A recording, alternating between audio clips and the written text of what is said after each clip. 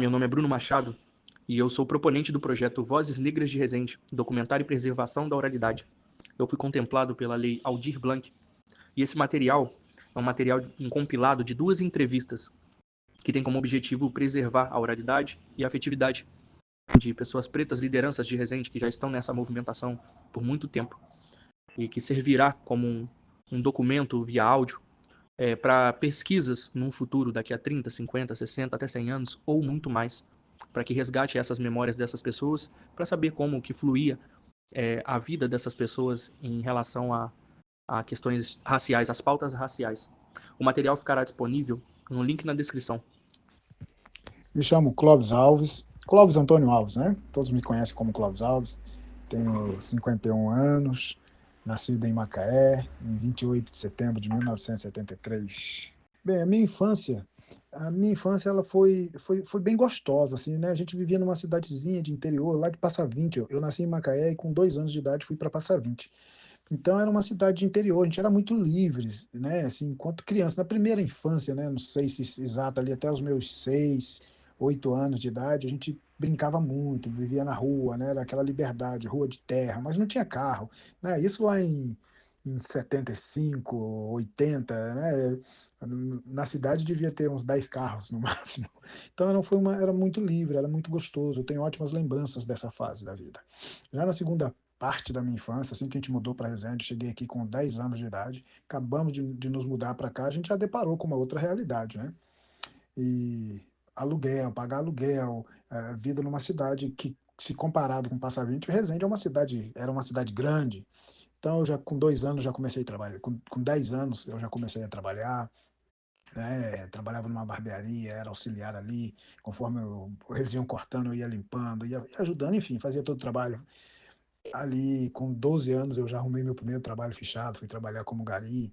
Então, eu não tive muito essa adolescência, né? Não tive muito essa questão aí, né? Bem, meu nome é Luiz Cláudio Hermógenes Ramos. Sou nascido e criado aqui na cidade de Resende. A história que mais me marcou na minha infância e também até na fase da adolescência e juventude foi com relação à minha avó, a dona Paulina Hermógenes. A minha avó é mãe da minha mãe Nelly. Porque minha avó ela teve 8 filhos. E essa história me marcou muito porque meu avô morreu muito cedo. Meu avô morreu com 30 e poucos anos. E ela criou todos os filhos sozinha. E isso mostrou toda a força dela e a garra dela para manter a família ali, para crescer e prosperar. Todo mundo assim, com muita vontade, né, de também apoiá-la, né, porque ela sozinha, né, então meus tios e minha mãe, a vida deles sempre giraram em torno da vida da minha avó. Depois que meus pais e meus tios se tornaram adultos, trabalhando, se casaram, tudo. Então a minha avó foi sempre a grande matriarca da família. E isso marcou muito a minha vida. O nome, Ubiratã de Oliveira. Nascido e criado aqui em Resende mesmo, tá? E moro no bairro Paraíso. Nasci no dia 22 de abril de 1969. História da minha família que minha mãe contava quando vieram para... Minha mãe nasceu em Minas, foi para São Paulo e veio para Resende, né? Minha mãe trabalhava num canavial e meu pai na Talqueira, que tinha uma lagoa, tinha uma ali que chamava Talqueira. E trabalhava canavial aqui no Piquete, né? Na verdade, história que eu via quando criança, as histórias que eu via da minha mãe, eu vi muito da minha família, meus avós negros de São Paulo, né? E depois de 10 anos tive a oportunidade de conhecer meu avô, um negro de quase 2 metros de altura. Depois, antes de falecer, eu conheci minha avó. Já era baixinha, magrinha, bem franzina. Eu consegui conhecê-los, eu tinha 11 anos de idade. Eu fui para São Paulo com minha mãe. Uma aventura, mas conhecer minha família materna. Muito interessante. Uma parte da minha vida que fica marcado, né? É bem interessante. Meu nome é Sônia Maria de Freitas, nasci em Resende. Sou uma sonhadora que acredito que seja possível uma sociedade mais justa, mais humana. Sou uma pessoa que cai às vezes, mas também aquela que levanta após cada queda, com mais coragem para enfrentar as adversidades que a vida nos apresenta. A minha primeira infância foi de sobressaltos devido à violência doméstica, muito presente em minha casa. Mas eu gostava de brincar com meus irmãos e crianças da vizinhança. Também de ir ao cinema. A matinê era grátis. quase todos os dias à tarde tinha matinê de graça, então era muito divertido, a gente ia e gostava muito. Os filmes eram repetidos, mas eram bons. Olá, meu nome é Rosinéia Terezinha de Oliveira, sou professora de História e Geografia na Rede Pública de Educação. Eu nasci em Barra Mansa, no dia 5 de agosto, e minha família se mudou para Resende quando eu tinha 9 meses de idade. Então, hoje eu me considero resendense de coração.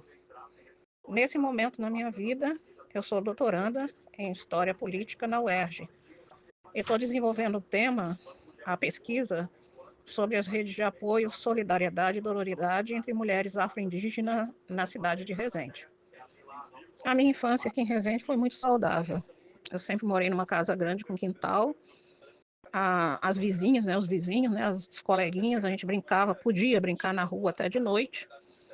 E logo, né, aos 6 anos, meus pais me matricularam no Colégio Oliveira Botelho, onde eu fiz até a 4ª série, uma escola pública, e depois eu fui para o Instituto Batista Residência, escola particular religiosa. Então, durante a infância, as brincadeiras eram comuns de garotada daquela época. Na rua a gente brincava de queimada, brincava de pique-bandeira, ou andava muito de bicicleta, né, dava volta no quarteirão, havia uma liberdade maior. Não havia a violência que a gente vê hoje e os perigos, né, que as crianças correm. E os pais e as mães estavam sempre de olho, é lógico, né? Então a rotina era essa, era ir para a escola, chegava em casa, almoçava, fazia as tarefas que tinha que fazer, o serviço que tinha em casa, porque a gente tinha que ajudar a varrer, a limpar, arrumar a cozinha, lavar roupa, e aí no final da tarde ia brincar. Então foi uma infância que eu considero bastante saudável. Pude fazer tudo que crianças daquela época faziam. Meu nome é Luiz Cláudio de Freitas, mais conhecido como Mestre Claudinho. Eu nasci em Resende, morei um período no Rio de Janeiro, com meus tios, com minha irmã, que morou um período no Rio de Janeiro também, mas voltei para Resende. Na minha infância, eu gostava de fazer muitas coisas, né? Como toda criança, gosta de brincar e tal, mas eu assim, era um pouco diferente para mim, porque essa coisa da cultura era sempre muito viva, né? Instrumento, cantoria, essas coisas assim.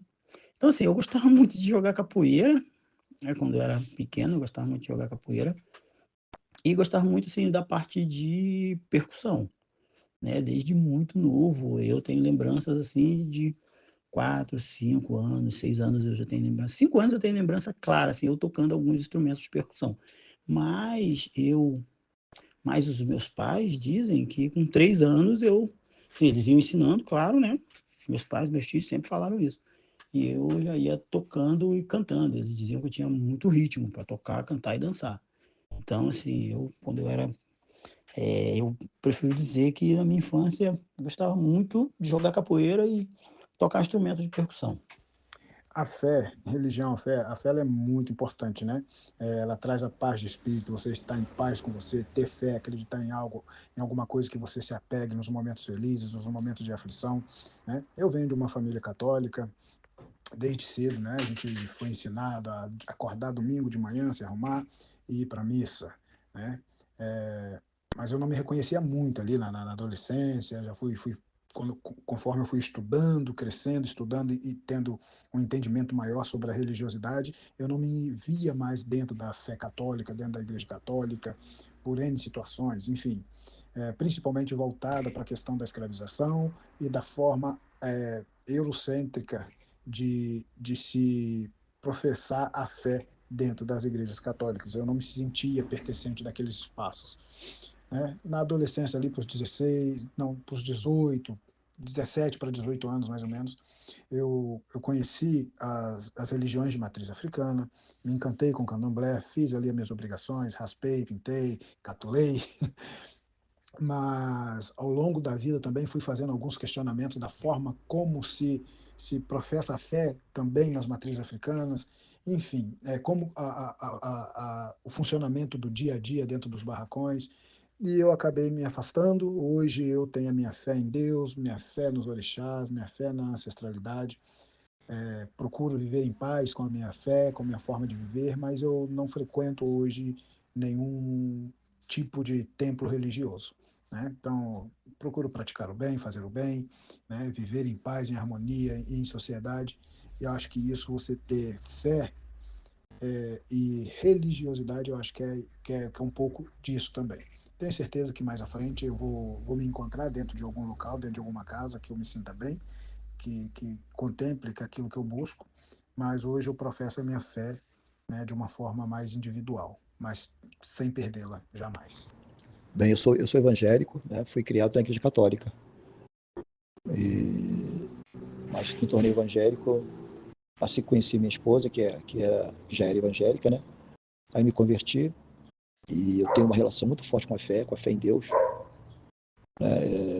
Toda a minha vida gira em torno disso, né? Da palavra de Deus, que a gente tenta, da palavra de Deus. Eu não estou falando de religião, estou falando de igreja, né?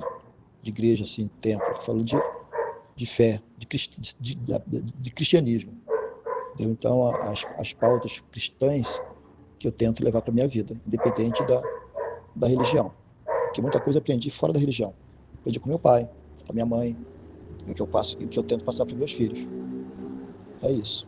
Eu, embora tenha vivido muito tempo dentro da Umbanda, eu gosto muito de estar com a comunidade de matriz africana. Eu não tenho uma religião, eu não tenho religião.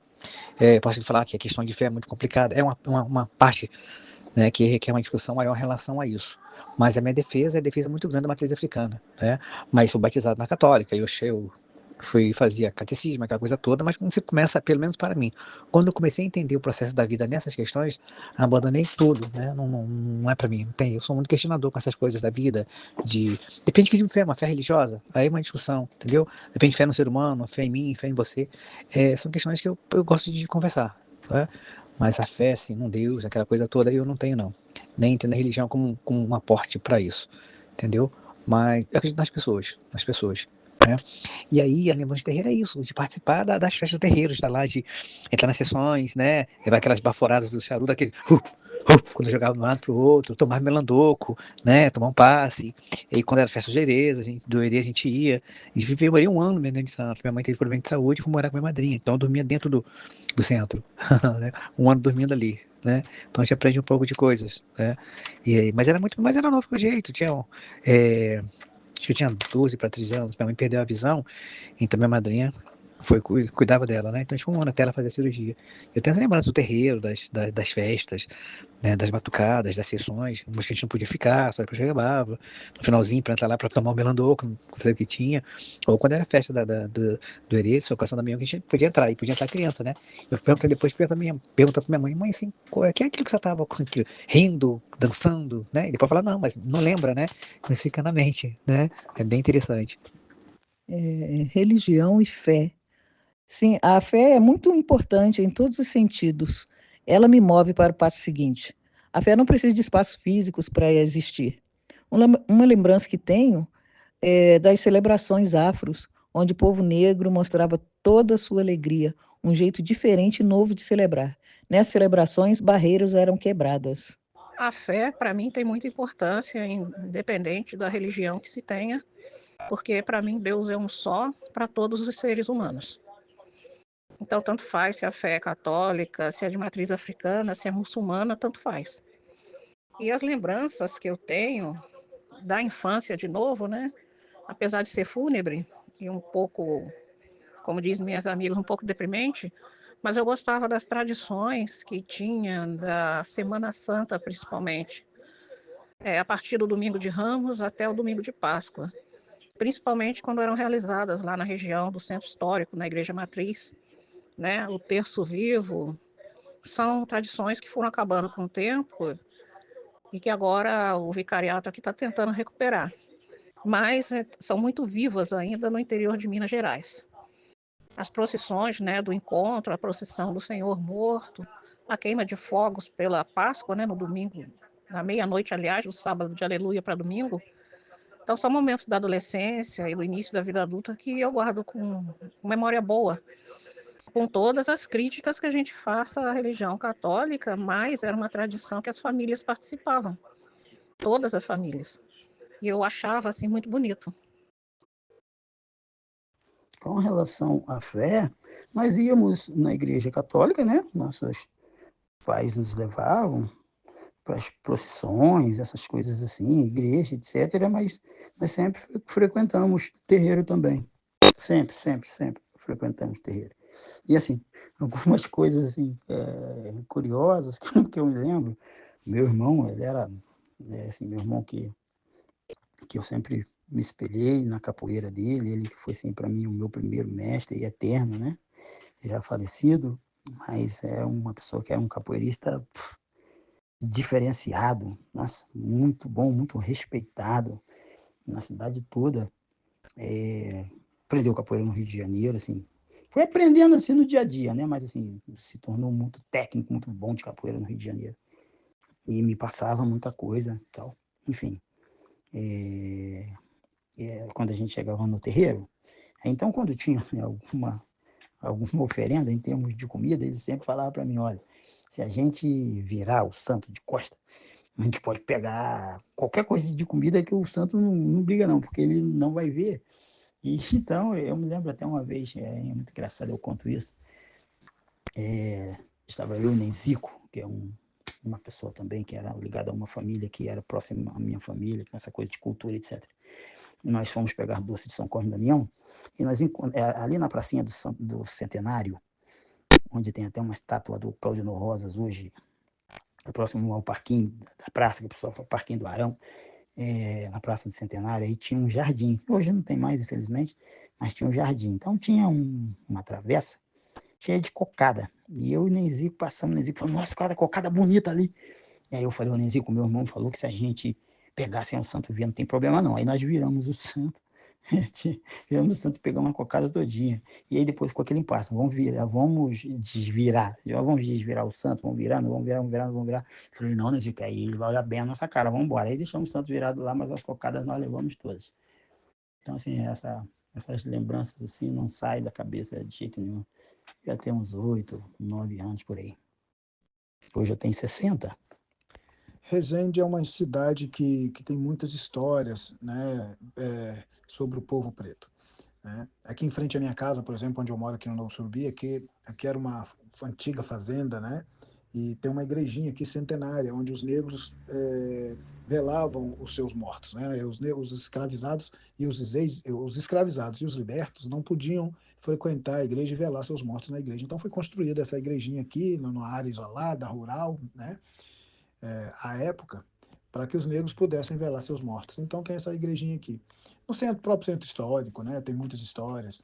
No bairro Vila Vicentina, né, tem várias histórias de enfrentamento. Né, hoje eles estão revivendo o jongo da Dona Maria Teresa. Lá tem o Quilombo da Paz, que foi um local de enfrentamento. Tem várias histórias dos casarios ali. Hoje, né, olhando da contemporaneidade, eu gosto muito de lembrar da importância do Parque Zumbi e do Parque Luiz Gama, que com certeza serão pontos de muito estratégicos para lembrar, né, e defender a história e a cultura do povo preto. Histórias da cidade que eu me lembre, que são pontos que eu acho interessantes, eu guardo muito memória por uma história.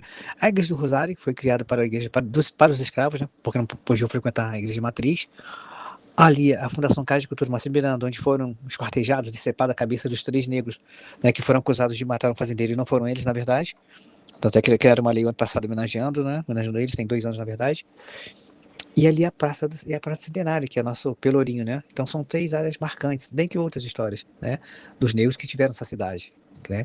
Me lembro que eu li uma reportagem que, por volta de 1848, salvo engano, éramos uma população de 19.968 habitantes e média de 9.863 eram negros, pessoas escravizadas, aqui em Resende. Então, essas histórias ficam bem na nossa memória, né? Uma das histórias que eu lembro, e os lugares são esses que são importantes para mim, que eu vejo enquanto povo preto. É engraçado que, da minha infância, adolescência, até mesmo início da juventude, essas pautas não eram levantadas, né? A gente foi criado assim, meio que alienado. A partir do momento que eu me formo, começo a conversar mais, ter acesso né, a várias questões envolvendo a cultura brasileira, é aí que eu começo a me atentar para essa questão, inclusive em Resende. Resende é uma cidade de ultradireita, uma cidade ultraconservadora e que de difícil acesso para as pessoas. Na minha época, então, para as pessoas terem acesso à informação e aos locais públicos, né? A Praça Oliveira, por exemplo, a Praça Oliveira Botelho, por exemplo, é uma área, todo aquele centro histórico dos anos 70, 80, era uma área frequentada só pela elite residência. Com o tempo, depois que a gente foi tomando nosso espaço. Os bares ali, os cinemas, nada disso era frequentado pelo povo preto e pobre da periferia. Entendeu? Depois que nós fomos chegando. E aquele espaço ali, tanto que a gente faz hoje, ali é conhecido atualmente como o circuito Afrocentro, pelo peso, pela importância que tem para a cultura negra. Né? Negros eram vendidos e açoitados ali naquela região do centro histórico, Praça Álvaro Botelho, aquela praça ali em cima, até enterrados ali. Né? Então, essa parte é uma parte fundamental. Lugares importantes para o povo negro. Alguns lugares que são marcantes para o povo negro aqui em Resende. Como exemplo, o local onde foi construído o Parque Zumbi, a Praça do Centenário, que foi o antigo Pelourinho, o prédio da Casa de Cultura, que era a prefeitura e a antiga cadeia. Ali aconteceu uma das maiores atrocidades da história de Resende. 3 escravizados foram assassinados, fato registrado em livro. E também os lugares, os bairros onde aconteciam as rodas de jongo são muito importantes. Até hoje, para nós, é uma referência cultural aqui em Resende, pois ali se construíram cultura e identidade do povo negro resendense. Olha, eu acho que o lugar importante para o povo negro de Resende, e que a gente está vivendo esse momento agora, é aquela região do centro histórico onde está a igreja de Nossa Senhora do Rosário, que está esse ano completando 200 anos da sua construção. E ela foi construída por escravos para escravizados. Então, toda aquela região ali do Paço Municipal, né, onde hoje é a Casa de Cultura Macedo Miranda, até a região da igreja Nossa Senhora do Rosário, depois subindo até o cemitério Alto dos Passos, antes disso passando pela Capelinha do Senhor dos Passos, toda aquela região ali é afrocentrada, digamos assim. Foi construída, é lógico, no século XIX, no período da escravização, e que agora, com o projeto, né, do Ângelo Tramezini e de outras pessoas da cultura, está sendo revitalizado. Mas eu gostaria de chamar a atenção para um dos patrimônios históricos ainda preservados e que, na minha opinião, tem grande importância, porque as irmandades dos pretos, ao longo do período do Brasil Império, foram muito importantes na libertação de muitos escravizados, compra de alforria, né? E é um marco aqui, um marco físico aqui em Resende, a construção dessa igreja, né? Então é uma reflexão muito forte a ser feita ali. Tanto que no próximo dia 20 de novembro, que é o Dia Nacional da Consciência Negra, a missa animada pela Pastoral Afro-Brasileira vai acontecer ali, na igreja de Nossa Senhora do Rosário. Então ali é um ponto que eu acho muito importante para as pessoas pretas de Resende. Conhecer essa história é muito importante.